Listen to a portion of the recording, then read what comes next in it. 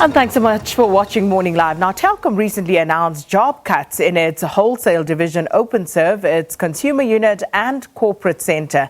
Now, in a letter to unions, Telkom says that the planned job cuts will be managed in phases, with phase 1 starting now until April. Trade Union Solidarity says that contingency plans should have been put in place at Telkom to mitigate the need for retrenchments. And the Communication Workers Union wants workers who will be affected by the planned retrenchments at Telkom to be assisted to set up their own businesses, and other unions also weighing in. So to get Telkom's say on these retrenchments, I'm joined now by Noma, Faku, who is Group Executive Communication and Public Relations at Telkom. Thanks so much for your time this morning. Thank you so much. So let's just get the facts, clarity on the number of retrenchments as they stand right now from Telkom. So as things stand right now, the consultation process is starting with the trade unions. The consultation process is facilitated by the CCMA, and that process will come out with a final number. Part of that process, we have put forward a number of 3,000 as part of the review, and the review process takes 60 days. So if the trade unions come up with alternatives that they will table, which through the CCMA process in the next 60 days, that number may change. So that's 3,000 for the first phase, because Correct. The unions are talking about a number of 6,000. So the number for the second phase has not been determined because we are in an ongoing organizational review. We have, though, been open in stating up front that there will be a second phase. And in this particular period, in the conversations that we're starting today, we're looking particularly at Openserve and the consumer division. What necessitated these retrenchments? So our organization operates in a very tough environment, as does everybody else. But in particular, Telkom has invested heavily in changing technology and modernizing technology. And so what happens when you do that is that the unintended consequence is that how you service the new technology versus how you service old technology requires, in some instances, less people. So if we take, for instance, our customers will be much happier because they have less fault lines on fiber versus copper, which we had previously. So on copper, the faults are around 400 per thousand lines, whereas in fiber they're far less. They're 5 times less. So you need significantly less people to service the network in that instance in a copper network as you would in a fiber network. So this is kind of one of the examples of how, as we modernized our network, as we improved service for our customers, it changed the nature of our business, and that's what we're reviewing today. So one of the things the unions have charged is they feel that the board should step down because there's a lack of strategic direction from the board.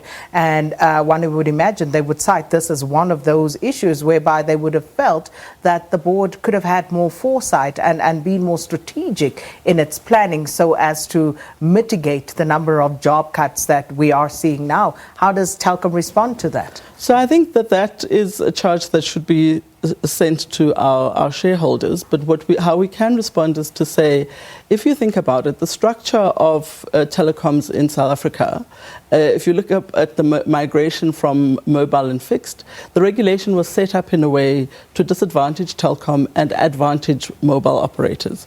So Telkom came in as a later player because we believed at the time that if we do not do that, we wouldn't be where we are today. We wouldn't have the number of employees that we have. Secondly, which in my view demonstrates the kind of foresight that was needed. Secondly, what we then did, as you'll see, that mobile is now one of our fastest growing and is one of the fastest growing areas across South Africa, including the other mobile operators. But the reality is that those external conditions, which are how the market was structured to enable mobile, still exist. And these still work against Telkom today. And these are factors that are outside of Telkom's control, which are essentially in the regulator's control. And speaking of the regulator, speaking of shareholders, was this discussed with the Communications Minister, Stella Ndabeni-Abrams, with government being a shareholder in Telkom? Was this discussed, and what was the response from government? So we We met with the minister. We meet with the minister quite regularly to update on a number of issues. And one of the issues that was tabled in one of our meetings was the fact that, as we have constantly done on the kind of market structure that we've got, on the competitive environment and some of the contextual challenges. So we have tabled it, and I'm sure the minister would be aware from the public discourse that we've had. So one of the things I think the unions is aggrieved about is the fact that against this backdrop of retrenchments, of a falling share price, the chief executive and his executive team still got bonuses from Telkom. So the unions want to know why. If things are as they are seemingly spiraling downwards for Telkom, why should the executive be paid bonuses? I think the perception that it's spiraling downwards is not correct. If we look at our business in totality and the performance of, for example, the mobile business, which has seen unprecedented growth across all other mobile operators, the spiraling downward narrative isn't correct. Secondly, I think that if we look at the factors that are driving us to this point, it is about the future and sustainability of Telkom. So firstly, my view is that we are in a better off position now than we were 5 years ago. So why are you retrenching? And that's not disputable. The second part is the reality, as you say, as I've mentioned earlier, is that the technology has shifted quite significantly. And although we have put in place measures to retain as many people, to train, etc., the reality is that the number of people required in particular divisions is different. I mean, this is also an issue we're doing across the business, as I said earlier. So it's not necessarily just to people who work on the technology, but that has an onward impact on the rest of the business. So has the Telkom bottom line, has it improved or is it decreased? Over the period of 5 years, it has significantly improved, yes.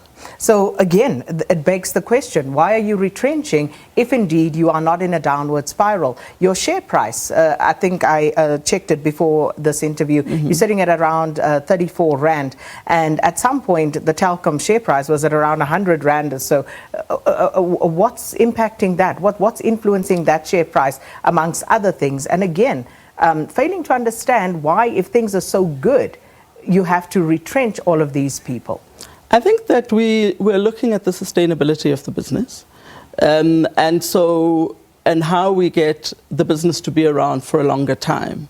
And part of that is, as I mentioned earlier, the need for us to adapt to the changes that our investment in changing technology has enabled.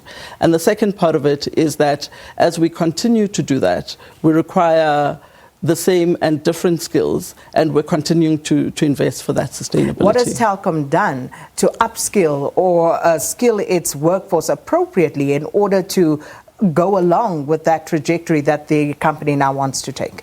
So we continue to invest in our people, as we do in technology and as well.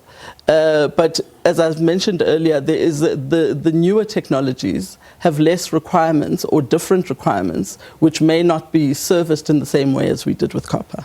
Have you communicated this to your workforce? Have you communicated this to the unions? Do they understand where Telkom is headed strategically and the reason why they're being retrenched? So we're starting a consultation process now. We have been consulting. We continue to engage with our trade unions once a quarter to give them an understanding of the market conditions as well as how our business is operating. We're starting a consultation today, as I mentioned, which is facilitated by the CCMA, where they will table proposals but how and can you start alternatives that to now, this. Ms. Faku, when Telkom knows where it's headed? As you say, there are new technologies coming on board. You know strategically, it would seem, where this entity is headed. And it almost makes me understand why the unions are saying that there is no strategic direction. Maybe you know it, but you're not communicating it because they don't seem to know where you're headed. All they know is that you're retrenching, and now you're sitting across from me and you're telling me that you are engaging them now, you're consulting now. No, but surely it's a bit late. No. We engage them quarterly, but what we're starting today is the process of the Section 189 notice. So we do meet with them on a regular basis, and we have a communication with them around this. We have, for example, when we did a number of the 4IR discussions, had a discussion with the trade unions around a workshop actually around what does this mean and what is the impact of this and what are did you studies. tell them? What did that mean for them at that point? Well, it's an engagement. It's not really about what we tell them. It's about what the market says. As I've said, the market conditions are the market conditions, and as we engage with them, we say these are the market conditions, and this is how the market conditions impact our business, and engage with them on an ongoing basis about that. And just finally, how strong is the Telkom workforce today, and where do you plan on having it by the end of 2020? By strong, you mean numbers? In terms of numbers. Okay, so in the SOC division where we're consulting now, we're around 9,500, and we've put on the table the proposals that we'll discuss today, and the view is that depending on how we end up, we may work on 3,000 people, depending on how the organizational review works. By the end of 2020? By the end of this consultation process. So what I'm asking is, you say about 9,500 today? Correct. By the end of 2020, what is Telkom's projection in terms of the number of workers that they will have? We don't have that number. How can you not have it? Because you have embarked already on a retrenchment process, and you said this is phase 1, so there's going to be another phase at the very least. Correct. So how many people are you planning on retrenching all in all as Telkom? We don't have that number. So at the moment we're consulting on the 3,000 number that we've got. We're doing a review of the other divisions as well as part of our ongoing organizational review, and once we have that number we will communicate as we've stated to the unions.